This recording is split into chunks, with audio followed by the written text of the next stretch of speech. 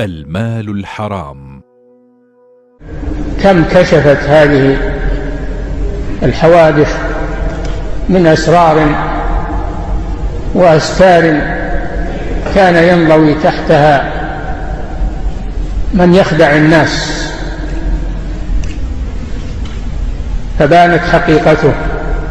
المتسمين بطلب العلم من يشجعون على هذه الثورات ويحرضون عليها وينفخون فيها، يريدون بذلك تفريق المسلمين والقضاء على قوتهم، فهؤلاء يجب الحذر منهم، فإنهم دعاة ضلال ودعاة فتنة، يجب الحذر منهم وألا يقبل كلامهم لأنه ضرر على الإسلام والمسلمين. وكان الدعاة والمشايخ في الفضائيات يحذرون من هذه المظاهرات. ألا يحق لك أن تغضب؟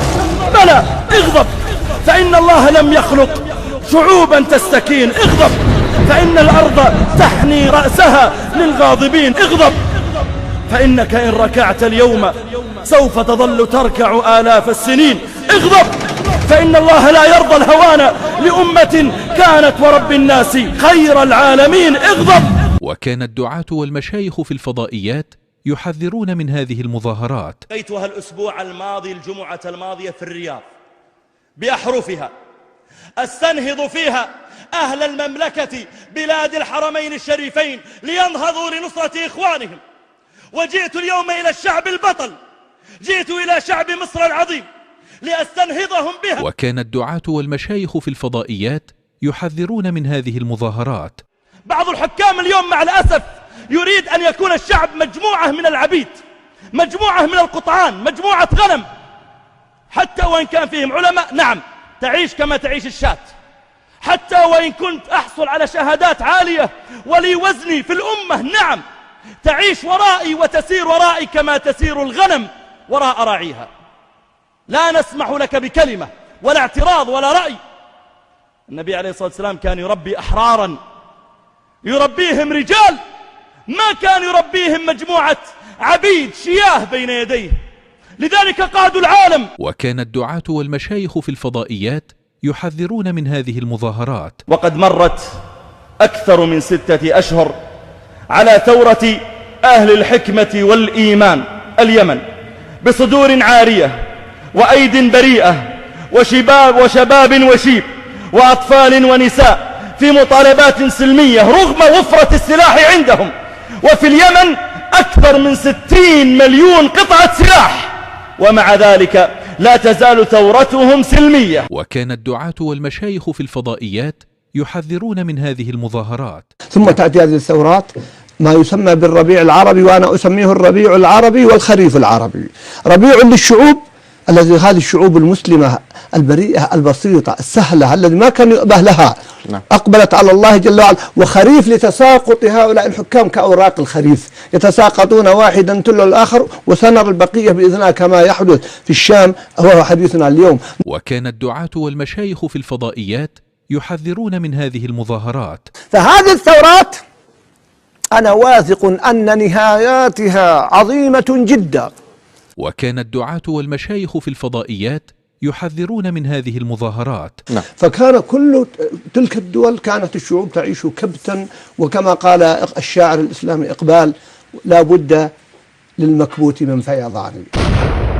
وحدث في اليمن، وها هو الآن يحدث الشام. نعم هي حلقة مترابطة، وعلى البقية أن ينتبهوا إن لم يعالجوا الأسباب التي أثارت تلك الأحداث فستمر على بلادهم شاءوا أم أبوا. وكان الدعاة والمشايخ في الفضائيات يحذرون من هذه المظاهرات. إن فرحة الشعوب المضطهدة بهذا النصر الذي أطلقت عليه قبل قليل أنت بأنه خريف وليس ربيع، وأقول نعم إنه خريف، لكن تساقطت فيه أوراق الشجرات الخبيثة لتنبت مكانها إن شاء الله الشجرات المباركة. وكان الدعاة والمشايخ في الفضائيات يحذرون من هذه المظاهرات. هل هذا الجهاز الأمني الآن يحمي الناس؟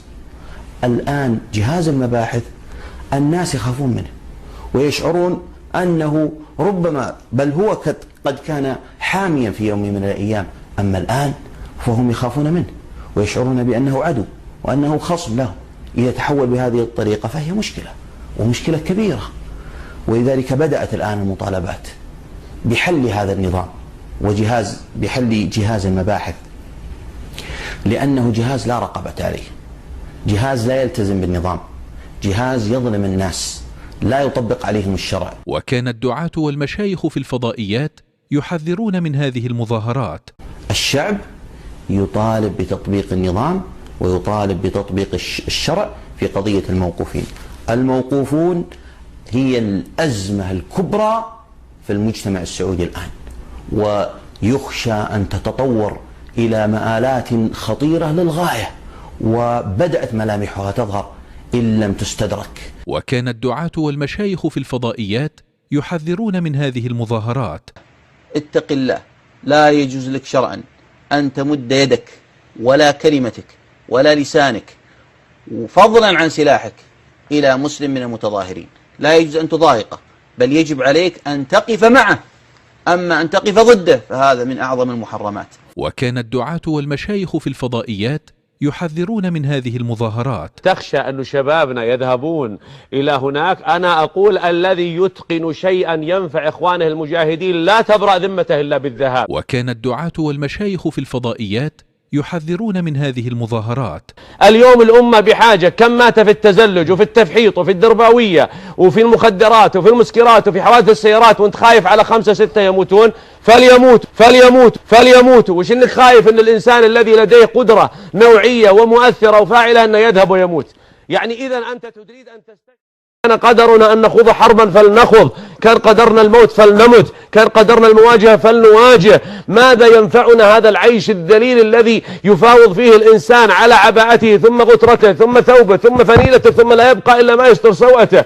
لا خير فينا إن لم نعبئ شباب الأمة بهذا، لا خير فينا إن لم نعبئ شباب الأمة بهذا، لا خير فينا إن لم نعبئ شباب الأمة بهذا. وكان الدعاة والمشايخ في الفضائيات يحذرون من هذه المظاهرات. كل مخلص لمصر بغض النظر عن موقعه يجب أن يدرك أن حراك هؤلاء الشباب هو حراك ناضج وراقي وموضوعي، وينبغي أن نكون جميعا معه ولا نسمح بأن يعني يختطف من أي طرف كان، وكذلك لا نسمح بأن يتم الاعتداء عليه بواسطة مثل ما رأينا قبل كم يوم ما يمكن تسميته بموقعة الجمل، لما رأينا أنه الخيول والبغال والحمير يعني تهجم على هؤلاء الشباب العزل الأبرياء، وكأننا أمام الفيسبوك في مواجهة الحمار. وكان الدعاة والمشايخ في الفضائيات يحذرون من هذه المظاهرات. اليوم هناك حراك شبابي رائع في أكثر من بلد إسلامي، بل لعله في كل بلد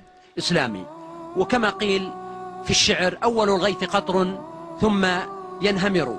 أظن أننا نتفائل أن تكون هذه شرارة أو انطلاقة لنهضة في عالمنا العربي على وجه الخصوص، وربما الشباب هم وقود هذا الحراك، ولذلك الجميع يشيد بمواقفهم بدون استثناء. كانت مواقف فيها بطولة، فيها رجولة.